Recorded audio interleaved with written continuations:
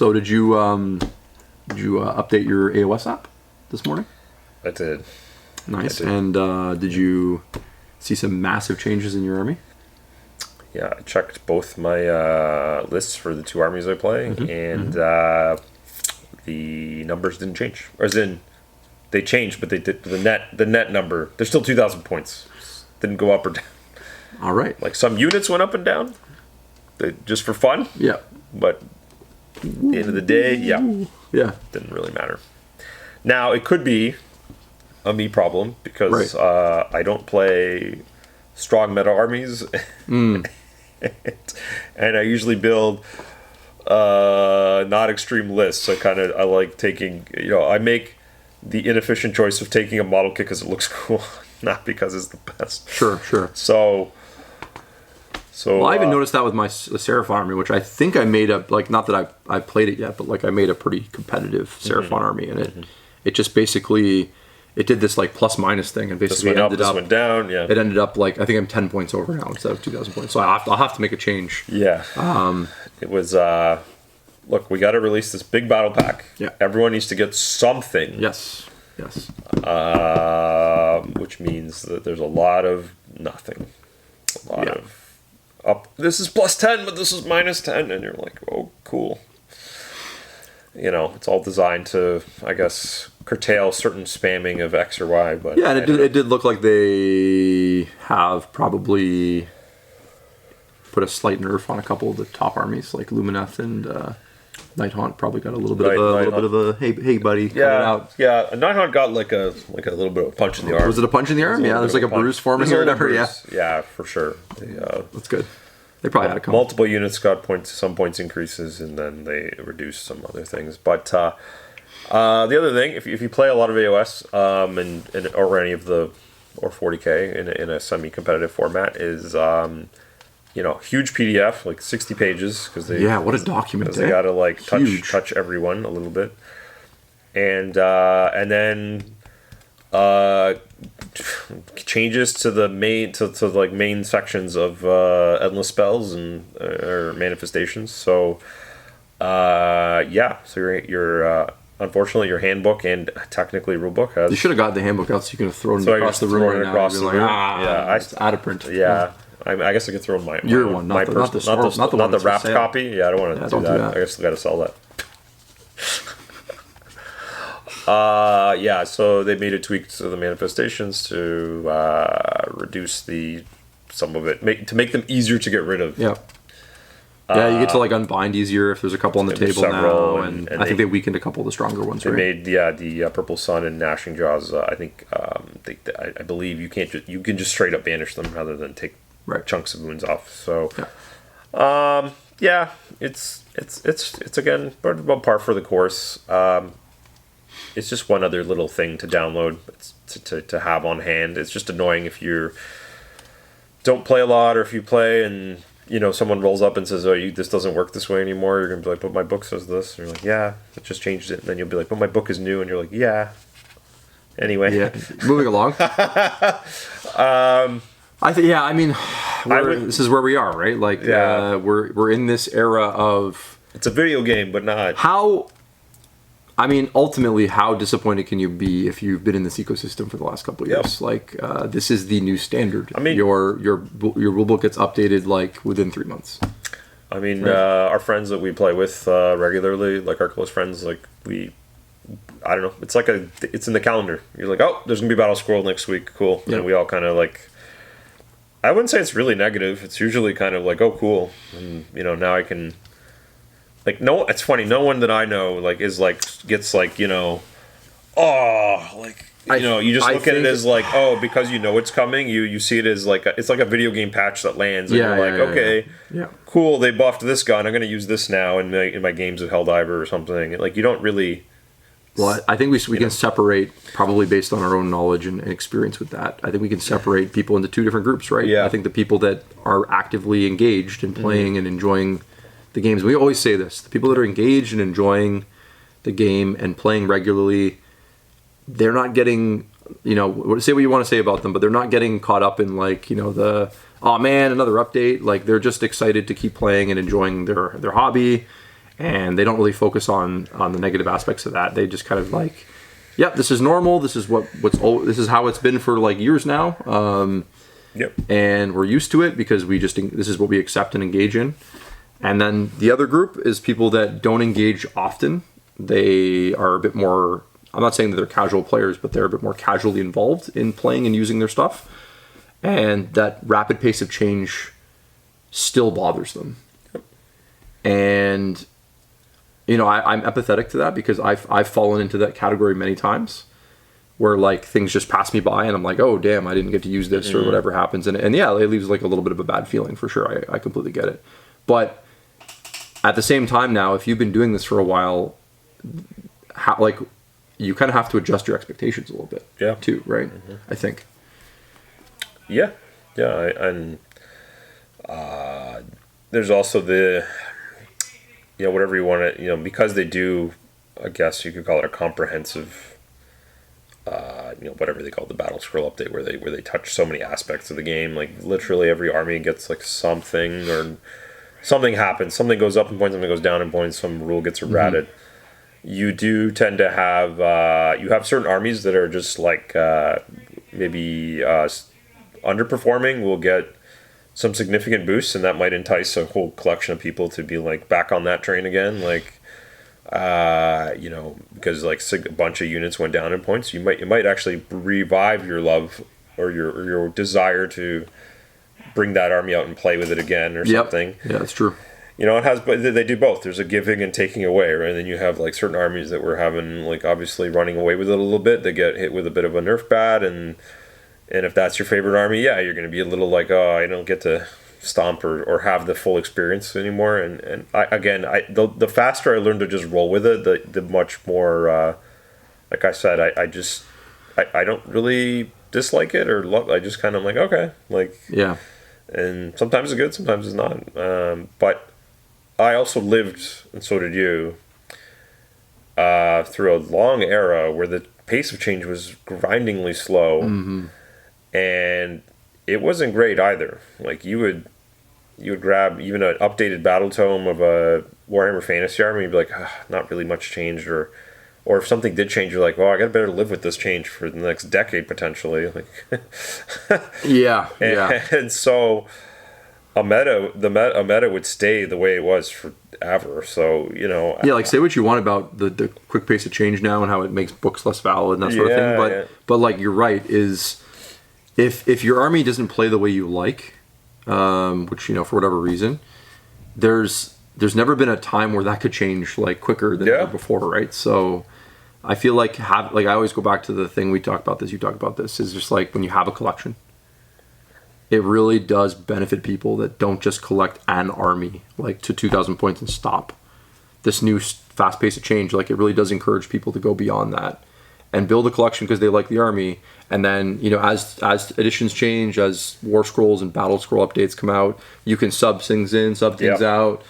If you're really settled on having one collection of models, I think once again, it does also impact people that have just one thing. I think a lot more than other people. Like you and I, and even our friends have, multiple armies. And when one army's not that exciting to play with, you put it down for a while, then you pick something else up, and you're like, I get to enjoy this again. This is kind of fun. Yeah.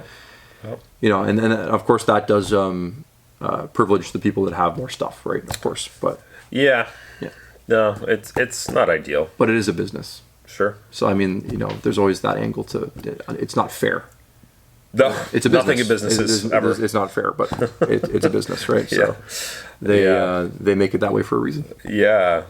So my overall assessment of this Battle Scrub update is same as usual. I was just blown. Like is that like the biggest document they've ever put out for like a update? It seems like 60 pages. It's huge. It's a lot. It's a lot. It's a lot to read through. I think because we have the number of armies just hasn't shrunk really. Yeah.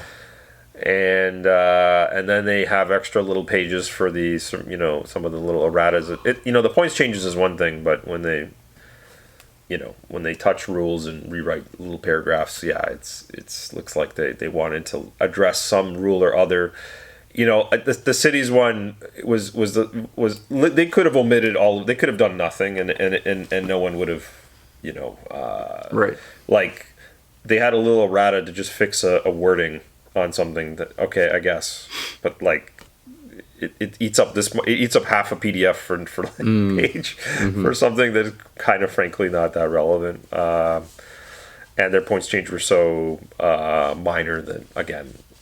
It's like, is this even worth publishing?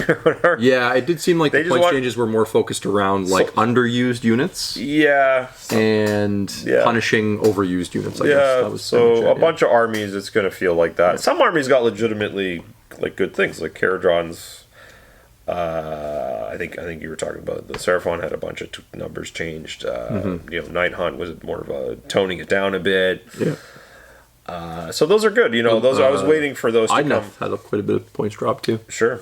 Like some of those I think are legitimately good, like things. And it is good to have that thing in your head. Again, I look at it as like, again, from the positive angle that says like, okay, is you can play a bunch of games and be like, okay, the meta's kind of like this right now. Maybe it's not something you love because, maybe none of the armies you like are up there, or the experience is a little rough because of like what's your local meta. But then like you can know that, hey, like this, it's sometime in October, late September, there's going to be a thing, and it's going to like tweak it and make some changes. And in this case, like the endless spell thing is probably the biggest centerpiece of this update, which I think will make a difference. But let's say, after this, you fall into it, and the meta settles again, and you find some more problems with the game or with your armies. Well, there'll be another one in January or something like that, or February. That'll, like you have having a regular big patch or hot fix drop, is overall probably good for the game. I think anyway. But as we say over and over again, it again depends on what camp you're in and whether you play a lot or not at all. And I think that's actually have a different taste. The most true. I think like the people that are playing it, like I said, I'll stick by this. Is the people that are playing it, engaging in it, really like the changes in the patches, and the people that are like either lightly engaging or not engaging, I think it does discourage a little bit of their participation for whatever reason, whether they're valid reasons or not.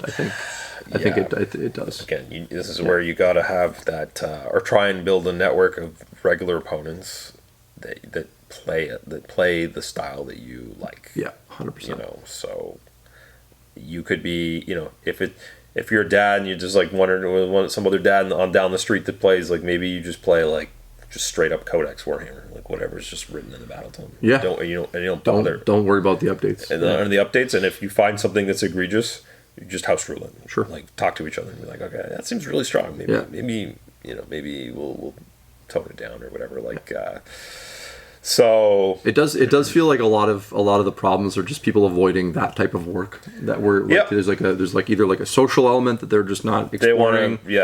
Like you're forced to play strangers or something like that. Yeah. Sometimes you have to put your big boy pants on and like make a friend. Yeah. That has the same interests and sort of expectations as you. And then the other thing is just like, sometimes there's a little bit of work to enjoy a hobby the way that you want to enjoy it. You might have to change a few rules or do something like that. Like it's just everything. Sometimes everything can't be done for you. Yeah. If you're chasing a certain type of experience. Yeah. Right? Yeah. If you're going to be picky about the experience you want, I think. Yeah. Yeah. That's the thing about Warhammer that is one of its unique, or tabletop in general, unique traits is that because of how much like moving parts, how much setup there is, how much is going on in the game, it really doesn't have the point and clickness of like of Magic or something like that, where it's like there's like a set, like this is how it is, and you just tap mana and play cards, and that's it. Like, it's a lot more black and white. Yeah. But even buddies playing EDH at home with their friends would be like, no combos. Oh, you know what I mean? Like, so even they have the ability to be like... but generally it's kind of like, it says what it does on the card, and it's just like, it's like Magic almost follows like a computer program. Yes. Yeah. Kind of the way things work. And with Warhammer, there's so much of it that is like human error dictated, or where slight tweaks to rules here and there change things so much. Like, I don't know, like it requires a much bigger social contract, and people just, even just the way people play the game, like the way people interpret rules, like it's just way more going on. Which is weird to say because Magic has an enormous library and they have lots of interactions that are crazy. But I find it's like you can roll up to a game in any store and be almost nonverbal. Because this is a meme that's also true. Or you can play against people that basically don't even want to like look at you, and you can get through a game just by like pointing at cards and uttering grunts. And turning a card sideways to represent something, but like you never met an orc player like that? Oh man! Yeah. But Warhammer, it's unfortunate. It's not unfortunate. Just it's a part of it. Is I think the best part of it is that you have to. It's just a lot more involved. My little anecdote. Literally last week, I'm playing a game with my friend, and like early game, I whiff a 4-inch charge, and I was like, okay. And we both looked at each other, and I was like, well, we could re-rack the game.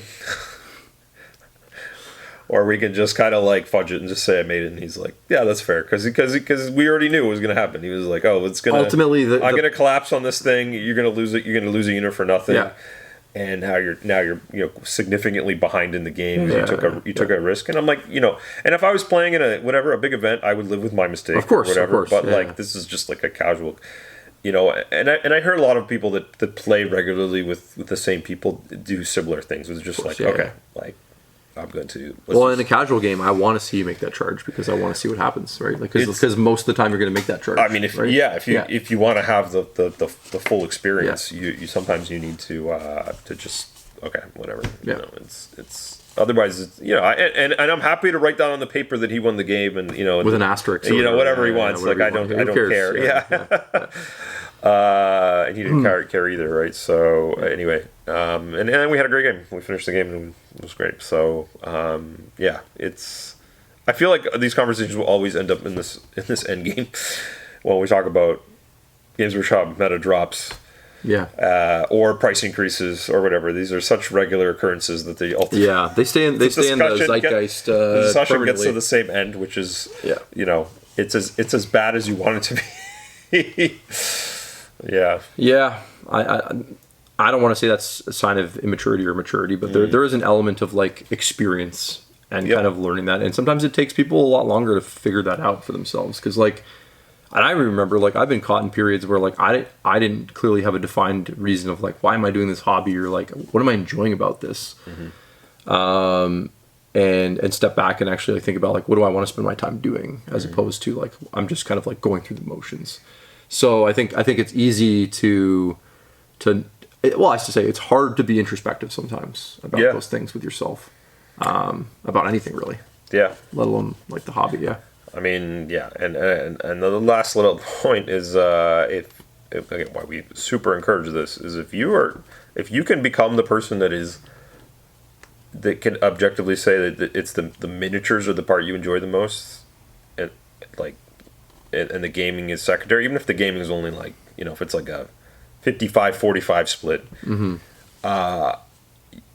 you will generally be just always there will always be something cool to buy and interesting to paint, and you know what I'm saying? I find that's for me personally, that's always it doesn't matter what's going on with the one army or something. Every year I look at the wall and go, what am I going to do this time? And it's and it seems like there's an endless amount of that. What's the exciting part of the preview reveals? Is it when you see the models for the first time, or is it when they talk about what they do in the game? Oh god, they got to stop talking about the that thing. Shit, man. The talking is and unfortunately they can't have any great personalities. God bless the people that they use, because they can't have anyone that's, because they could leave them and then become successful YouTubers like they have done. A bunch of them have done almost without fail. So unfortunately we get a preview. They should just show the same spinning model and repeat for 5 minutes if it's a great mini. I don't, you know what I'm saying? I would take that over more talk. Just don't don't go into the like, oh, we got the rules for this. Just get somebody with like a really soothing radio voice. Yeah. Or like a really nice feminine voice just to explain the model. And then we made the wings like this. Look at the contours in the rope. And I just feel like, I'm looking at the contours in the rope. Look at that model. Yeah. Yeah. The preview is the model, is the thing for sure. Yeah. Well, there's one coming up, so yeah, week and a half. They're basically on schedule. They invented a new holiday. I'm calling it a holiday. Holiday. We have Warhammer Fest, and now we have Warhammer Day. Warhammer Fest, Warhammer Day. And then you have Noble reveal, LVO reveal, Adepticon reveal. Just make it's up. Pretty wild. It's pretty holidays. Wild. Yeah, Warhammer Day. How is Warhammer Day and Warhammer Fest different? One's a festival and one's just a day. Yeah. Okay. All right. All right. Well, that's enough rambling for one video. You guys take care. Support us on Patreon if you like these kind of videos. If you have ideas for topics for videos, we take them on Patreon, and we usually turn them into videos. So check that out. Thanks a lot, guys. Thanks. Bye.